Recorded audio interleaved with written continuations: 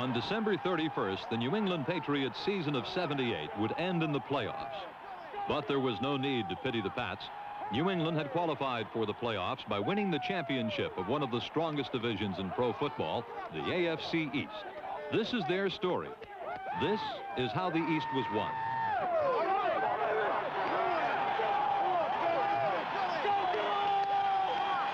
Patriot owner Billy Sullivan is dedicated to winning more than just the East. The first step toward that goal was taken in April of 1979 with the naming of Bucko Kilroy as the new general manager and six-year assistant Ron Earhart as the new head coach. I have never lost in football, and I do not intend on starting right now. I am very, very pleased with the opportunity. It's an opportunity that is just tremendous for myself. A year ago, the theme for the New England Patriots was how the East was won.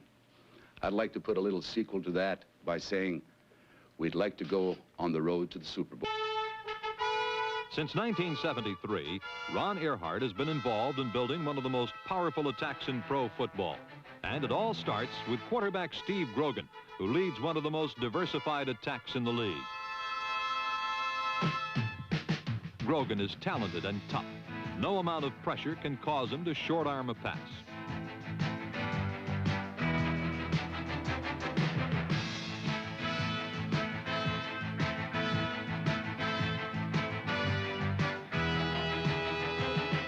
Grogan has a strong, accurate arm and good legs to go with it.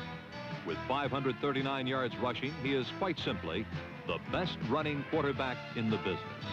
And while his reckless style presents its perils, it reaps many more rewards. Grogan is a runner, not a scrambler.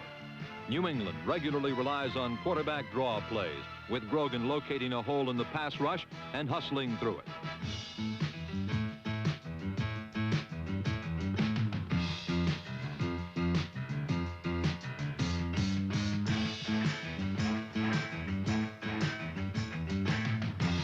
Grogan's unique abilities add an entire chapter to the Patriot playbook. Rollout action provides 4 additional plays, for while moving to either side of the field, Grogan can pass, or if all receivers are covered, run for the end zone.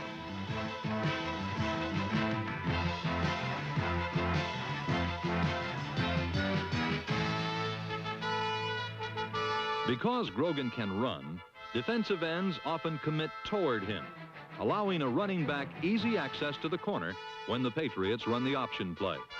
The results are reciprocal when New England uses their bootleg action. A good play fake draws the defensive tackle toward the running back and freezes the defensive end who has committed himself inside. Meanwhile, 3 Patriot blockers lead Grogan downfield.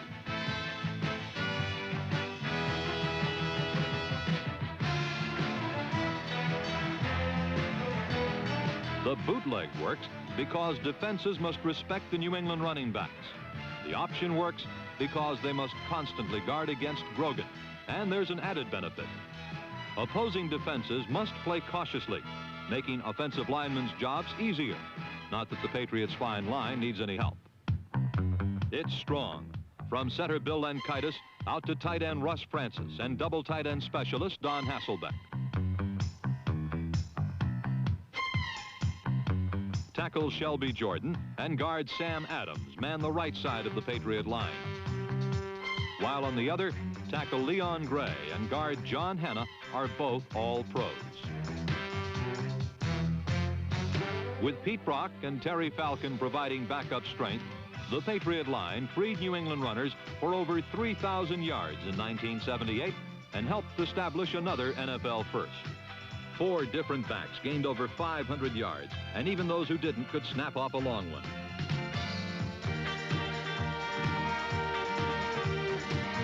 Number 44, Don Calhoun, had the AFC's second longest run in 1978 and added almost 400 yards to the team rushing total.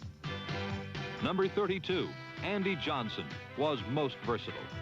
Besides being an excellent receiver, Johnson can throw like the quarterback he once was and run like the running back he now is, one who gained 675 yards in 1978.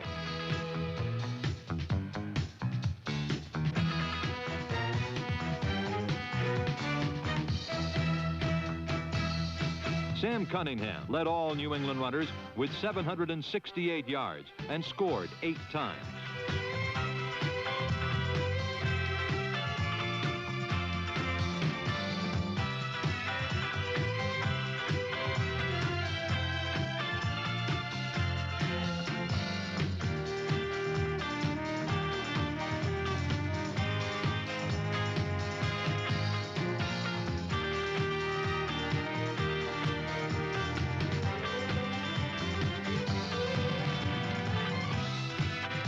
While Cunningham's style reminds one of a snowball rolling downhill, Horace Ivory, number 23, calls to mind a pinball bouncing from bumper to bumper while racking up 693 yards and scoring 11 touchdowns.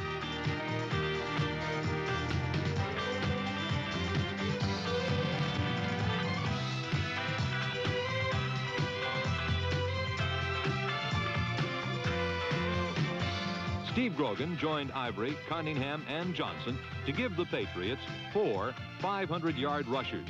And though no New England runner made the league's top 10, the team established an NFL record for rushing yardage. But the Patriots were not a one-dimensional team.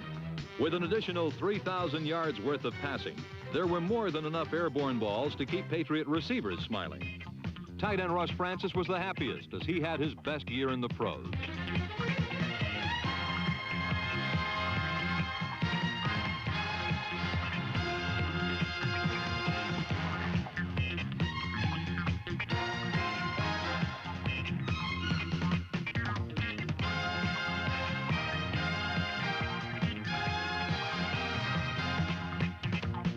While Francis provided a steady pair of hands, wide receivers Harold Jackson, who came in a trade from Los Angeles, and third-year pro Stanley Morgan brought lightning-fast feet.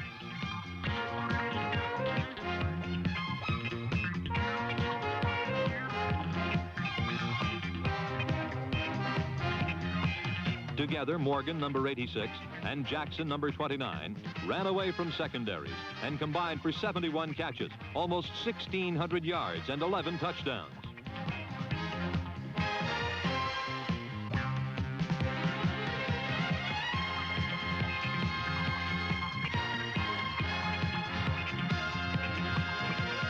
So proficient was their offense that at times, the Patriots seemed to be on the field alone. Teeming with talent, New England led the league in offense in 1978. But that's only half the story. The New England defense is packed with as much talent as the Patriot offense. Deployed in one of the league's toughest 3-4 defenses, the Patriots ranked second in the AFC against the run. A swarming New England defense could take away an opponent's big man, or its individual stars could drive a receiver right up the wall.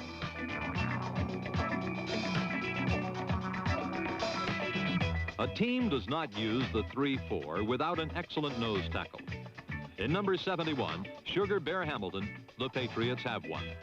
A quick pursuer against the run, Hamilton can also pressure the pocket despite almost constant double-team blocks to defeat. With only 3 down linemen, defensive end pressure had to be constant, and it was. Left end Tony McGee led the team in sacks, while right end Richard Bishop, number 64, ranked second.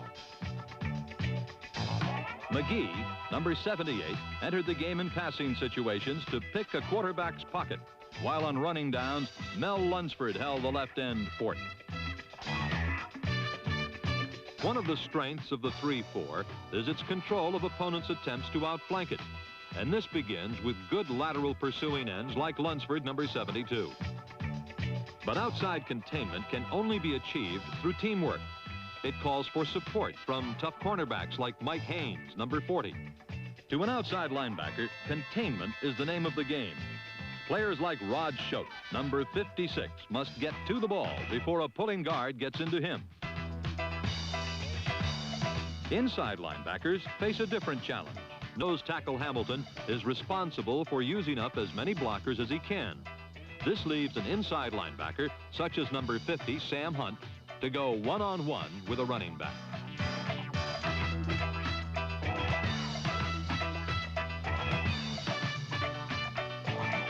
Linebackers also provide a dual role against the pass.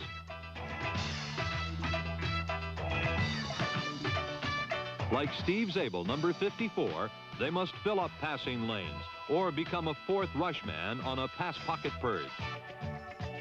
When only one linebacker comes, it is not an all-out blitz, but it does create a four-man rush that can come from anywhere. Throw in another linebacker or two, or a cornerback, or safety like number 27, Doug Bedoin, and a quarterback is in trouble.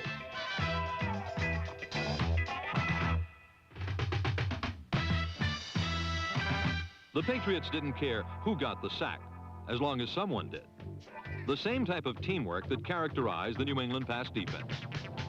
Number 48, free safety Tim Fox, was around almost every free ball. And when safety mate Prentice McRae was injured, Doug Bedoin, number 27, became a starter.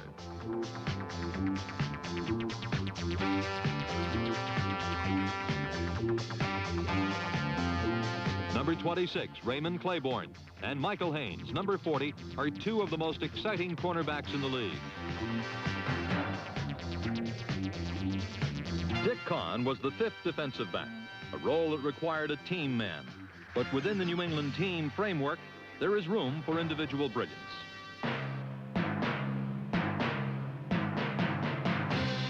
Such a performer was inside linebacker Steve Nelson. Nelson, number 57, was the subject of a Sports Illustrated special, who, like a cat burglar, came out of nowhere, made a score, and then disappeared with his booty.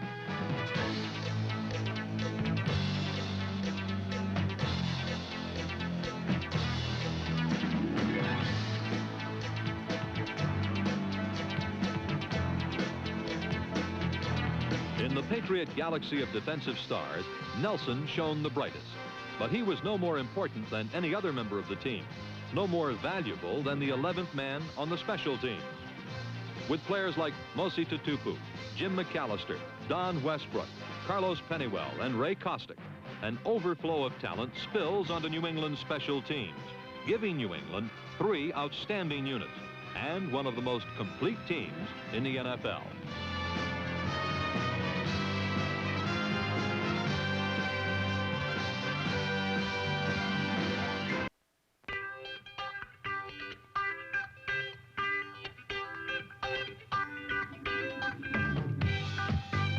As if one of the deepest rosters in the league isn't enough, the Patriots possess other intangible trump cards.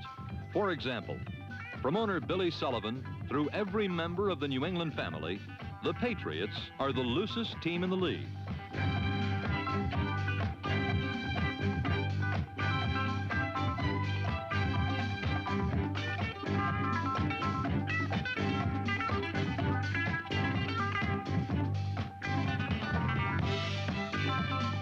Each and every Patriot player knows he is backed by the best fans in the league.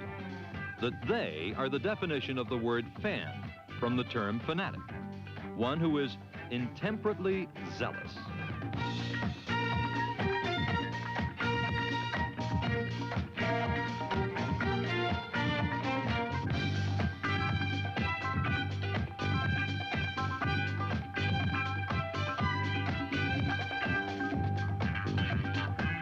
Every autumn Sunday, Patriot fans either live with their team or die with their team. Let's go! Screen, there we go!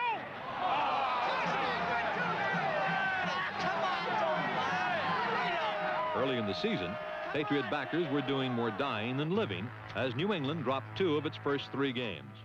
And when they fell behind the Raiders 14-0 in Oakland, a national television audience was sure it was witnessing the last gasp of a fallen championship contender. But the Patriots were not dead.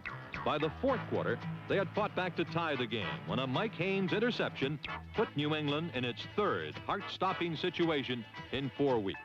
Wide to the left is Morgan. 2nd down, 7 for the Patriots at the Oakland 31.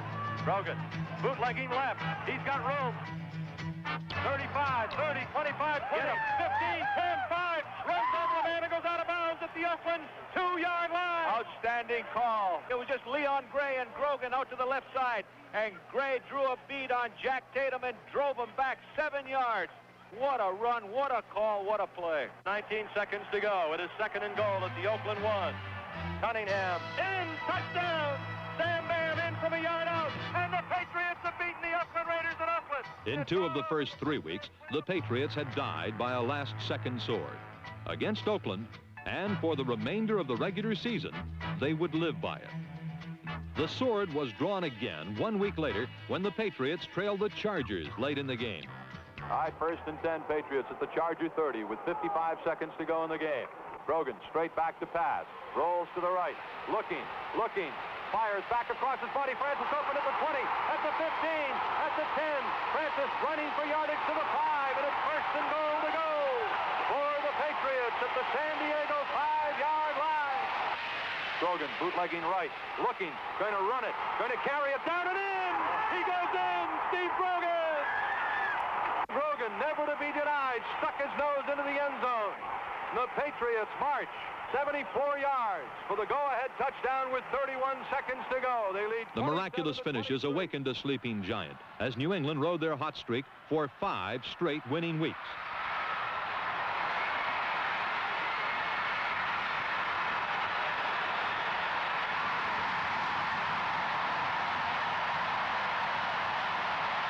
By the 8th week of the season, the Patriots were on the brink of first place. The smiles would soon disappear. It was time to put on a game face. The first-place Miami Dolphins were in town.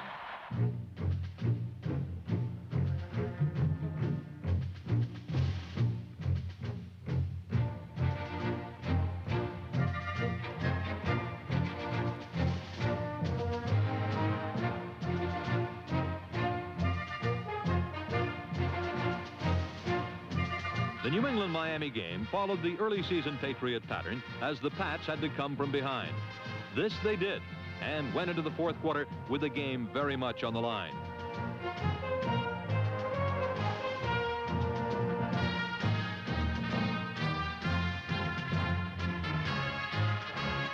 Morgan left, Jackson right, 2nd and 12. Backs are split. Grogan on a draw to Ivory inside the 20, inside the 15, inside the 10. He's all the way down to the Miami end zone for a touchdown. Horace Ivory, a brilliant 23-yard touchdown run. Ivory's touchdown put New England ahead, but plenty of time remained for Bob Greasy, who had already completed 22 passes, to pull the game out. This would be a game in which the defense applied the clincher. Dolphins first down at the 15, back to throw Greasy. Rolls to the left, he is sacked. Back at the 8-yard line. Chicago coming across goes Tony McGee again.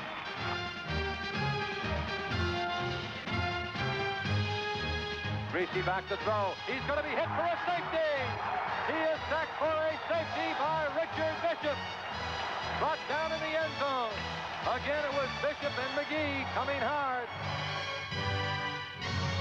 After 8 weeks, the Patriots were finally in first place, and they celebrated the next week by crushing the Jets under a 55-point avalanche. Grogan back to throw. Sets it up, fires, wide open Francis, and he's driving it in. Touchdown. 4 touchdown passes in the first half for Grogan. They've had the ball 6 times and have scored 6 touchdowns in the first half. What a performance. The Patriots' performance over the next few weeks was not quite so awesome, however. In a team record 7th straight victory, New England scored just 14 points against Buffalo. The offense returned the next week, but the defense could not hold a big lead, and the streak ended. In New York, the Patriots had to pull off another 4th quarter miracle to beat the Jets by a field goal.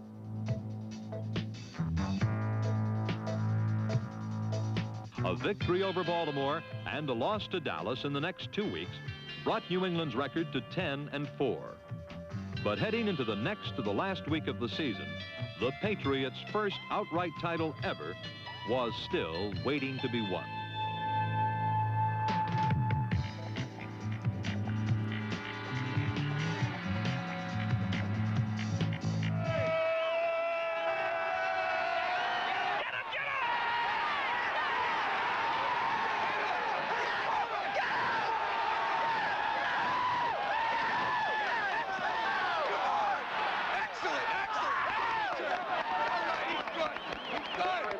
big play by the defense, and Horace Ivory's touchdown on the very next play gave New England a fourth-quarter lead. Buffalo came right back and went ahead 24-21. But with 2.5 minutes left, the Patriots were poised on the Bills' 2-yard line.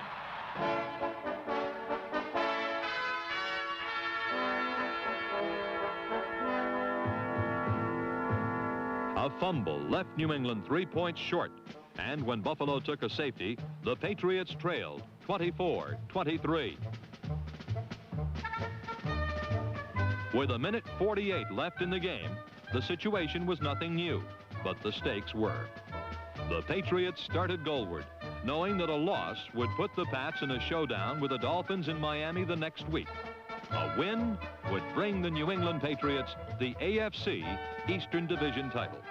All right, it's come down to this. The ball is at the Buffalo Bill 4-yard line. The Patriots field goal unit is on. David Posey missed one earlier in the game. He had 2 blocked last week at Dallas. He will attempt a field goal of 21 yards, and Dick Kahn will hold with 11 seconds to go in the game. The Patriots either win it or lose it right here. A 21-yard field goal attempt by David Posey. The ball down. The kick is up. It's good! It's good! David Posey! A 21-yard field goal! David Posey banged it right through the uprights. Unbelievable. The ball game is over. The Patriots win it 26-24.